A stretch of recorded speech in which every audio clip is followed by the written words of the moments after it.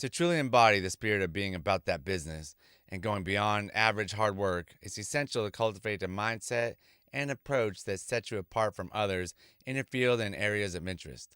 This philosophy isn't just about putting in the hours, it's about smarter, more strategic, and more passionate engagement from your goals. Here's a detailed expansion on what it means to really embody these ethos. Welcome back to the Marcus Alkin Show. I appreciate everybody listening. Hope you're getting some good information and some wisdom out of all my shows that I've been doing. If you could, drop me a like and a follow, and definitely rate it on Apple Podcasts and Spotify.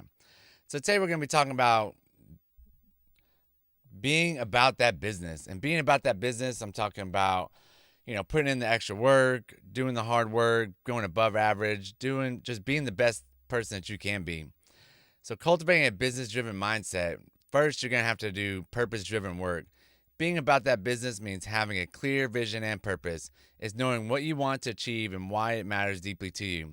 This clarity fuels your motivation and helps you navigate challenges. And I've talked about before being crystal clear on what you want. And once you get focused on what you actually want and you tell the universe that you want this, you tell God that you want this and you need the help trying to get it, it is going to come to you. And you can connect the dots looking backwards, but you have to have faith that it is going to connect going forward. Another one, strategic planning. Going beyond average hard work involves meticulous planning, not just goals, but create detailed action plans with timeless milestones and contingencies. Strategy separates those who dream from those who achieve. And having the right strategy is going to put all the steps in place that you need to get to the place that you need to go to. And trust me, it's not linear. It doesn't go like this. It goes all sorts up and down like a giant roller coaster of emotions and just goes straight up in the air, then goes straight down into the ground. It is crazy how it happens, but if you stick to your guns, the outcome should be positive and should be the goal that you're trying to reach. Continuous learning and adaptation. I'm continuously learning, and everybody should be. They say the average person that gets out of high school maybe might read one book a year, and that is crazy. That it's a crazy statistic that they think that as soon as you're done with high school, you don't have to read any more books. There's so many books out there that you can learn so much from, and I'm a big believer in reading. It should be a top priority, but it's kind of like fifth or sixth. I really need to get back into it. But you want to stay committed to learning about your industry, new tools and strategies, and about yourself. Being adaptable and willing to evolve based on what you learn is crucial in a rapidly changing world. The world's always changing, but the good thing about it is if you go back into history and start reading some of those books, like the same principles apply, they're just tweaked a little bit to get onto social media and things like that. But as far as like the mindset, like if you read Think and Grow Rich by Napoleon Hill, those qualities and those rules still apply to today, and that was written in like 1917, early 1900s. I should have looked it up before I started talking about it. But think about that. The rules you can learn back then, people are just repackaging them. There's no secret sauce. There's no secret anything. All the rules are out there. You just got to go find them and read them and put them to action. Speaking of action, let's talk about the execution of excellence. Quality over quantity. While hard work often means a lot of work, focusing on the quality and impact of your efforts is key. Every task you undertake should be done with the highest standard in mind, from the minor day-to-day tasks to major projects. I always think about quality over quantity. Quantity of reps, let's say, in working out, but if you does something, but if you do quality reps, you wouldn't have to do as many as you're doing. But it's same with business. If you're doing quality reps over and over and over in your business, it's going to do more of an impact than you just doing a whole bunch of quantity of junk quality reps in your business. So think about that. The more quality you can do, the better off you're going to be. Now, another thing is efficiency and productivity. Utilize productivity techniques that maximize your output without compromising quality. This might include time management methods like the Pomodoro technique, automation tools, or delegation tasks effectively. The Pomodoro technique is Set your timer for 20 minutes, take a 10-minute break. 20 minutes on, 10 minutes off. Or you could do 15, 5. It's basically doing a set amount of time, taking a little break, getting up, walking around, then getting right back to it. It alleviates the mind, takes a little stress off you. You don't get as fatigued staring at the computer screen for hours upon hours, and you just finally are just like, forget it, I'm done. And you just run off, or you just sit there for a while. Like, next thing you know, you're just doom scrolling through TikTok, and it's been an hour, and you just wasted all that time. Where you could take a 5-minute break, jump right back into it, and get it done what you need to. Persistence and grit. I think everybody needs to find that grit inside them, and the persistence. Being resilient in the face of a setback and maintaining relentless pursuit of your goals are what make the difference. The path to extraordinary achievements is often littered with hurdles, and your willingness to persist where others might give up is what defines being truly about that business. And I'm telling you, I'm going through it right now. We all go through this. And, back in the day when I was working out, I didn't think I had the grit, but obviously I did. I was really good at CrossFit, and I still am really good. I still have the grit. I still get up every day, work out every morning for 5 o'clock. Today, struggle bus. I was like, I could just sleep in, but I got up and I was about that business. And then even with the business I'm in now, I'm constantly grinding. And do I see the results? No, I don't see the results. And I could just say, forget it and just run away. But I put in the business. I'm about that business. And I actually got a contract for a high dollar amount for October. And if I wasn't about that business, if I didn't keep pushing, just doing the grind, I would never have got it. So think about just getting out there, doing what you have to do. Even if it's over and over and over and you're not seeing any returns, just keep going. The iceberg's got to break. At some point, it's got to break. And we're trying to make it break right now in the business I have. All right, so leading and influencing. Inspirational leadership. If you're leading a team or aiming to be influential in your field, your ability to inspire others is as important as your ability to execute tasks. Lead by example. Show what it means to work passionately and diligently.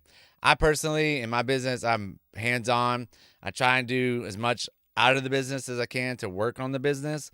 But obviously, I still have to be in the business to show everybody that I am all about what I say. Like, I am not going to make you do something that you don't have, that I've never done. So showing that leadership, I think it's a great leadership quality to have, not just pointing fingers. Like, if somebody calls out, I can run the shop myself.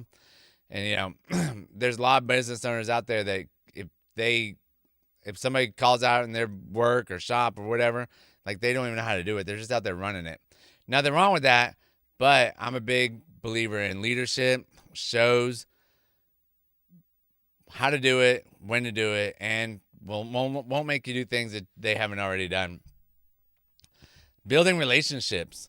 I love building relationships. I try and build relationships every day. I say hi to people, smile at people, ask them how they're doing, say, what are you up to today? What do you do in life? All sorts of different things. But forge strong connections with peers, mentors, and mentees. Networking isn't just about expanding a professional circle, but about building meaningful relationships that can support and enhance your journey. And it's not even about, like, what benefit do you get out of it. I love being able to reach out to people and say, oh, how'd your surgery go? Or how did this go? And they're like, oh, man, I appreciate you checking up on me. No problem. That's what I like to do. I like to let you know that somebody's out there that cares for you. And to do that, it really resonates with that person to have somebody reach out to them and let somebody know that they care. I know that I reach out to everybody. Sometimes, I don't ever get anything in return, which is perfectly fine. I hardly ever get people ask me, how I'm doing, or random text messages saying, oh, hey, how did this go, or things like that. But as long as I keep putting it back out to the world, it's filling up my cup and it's filling up their cup. And so me and the universe are square in that part, and me and God are in good graces with it. Giving back. I love giving back. Part of being exceptional in your efforts is recognizing opportunities to help others grow. Share your knowledge, time, or resources. This not only builds a supportive community, but also establishes you as a committed and ethical leader. I love to give back as much as I can. This past weekend, I went to a high school and gave a little talk on commission, sales, and royalties. It was a lot of fun. I only got to talk to 2 classes, and and then I had to go do some other stuff with another client. I was hoping to get 4 or 5 of the talks in, but the crazy thing is just giving back to those high school kids. Just even if the presentation's not any good, I don't know if it is, but I got invited back the second time, so I think it probably was pretty decent. In the first period, we had some questions about it, and the second, not so many. But just being able to have the kids watch somebody come from where I've come from, and just from me being where I was in their shoes in senior year in high school, like I had no clue what I want to do. I didn't know anything. But if somebody came and talked about sales and commissions and royalties, I probably would have listened. I might not have, who knows, but I would be in maybe a different spot. I don't want to be in a different spot that I'm in right now, but I could have got here faster, I guess. So think about that. Reflection and adjustment. Regular self-assessment. Continue to evaluate your performance goals and the relevance of your strategies. Being honest with yourself about what's working and what's not allows you to stay aligned with your objectives. And I talked about that in my presentation, actually. You should always be checking up on your KPIs, key performance indicators. And they don't have to be all about money or anything. They could be like, how much are you studying? How much are you, talking to other people? How many phone calls are you making? There's all sorts of different things that you need to evaluate. And if it's not working, think about what you're doing that's not working. And I've had some people that come up in my business as some mentors and, find out what we're doing, what we're not doing. And they're saying we're doing most of the things right. We could always do things better. But if you don't have that mentor out there to help you, you just feel like you're blind going into the dark, just looking like, oh my gosh, is anybody out there to help me?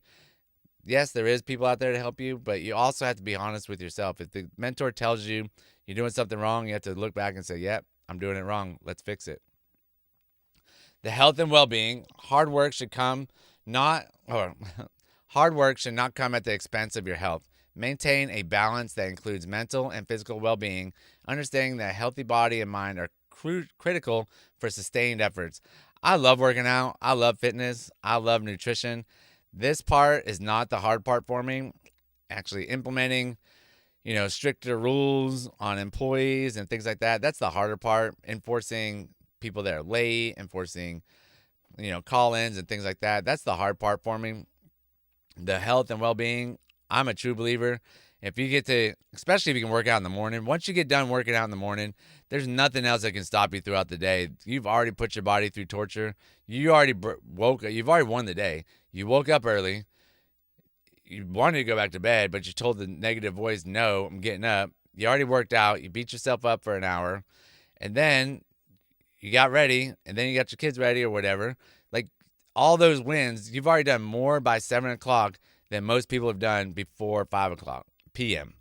So I call it winning the day, winning the morning, and just getting after it. Be about that business. Being about that business and going beyond average hard work means integrating these principles into your professional and personal life. It's about embodying a mindset that seeks continual growth, operational excellence, influential leadership, and mindful reflection. This comprehensive approach ensures not only success, but also fulfillment and respect in your endeavors. So reach out to me if you need any help with anything. You need help jumping in this and being about that business. MarcusAllgood77@gmail.com. I would love to hear from you, and I'd love to help you out. And I really appreciate everybody listening to this podcast. Thanks a lot. Bye.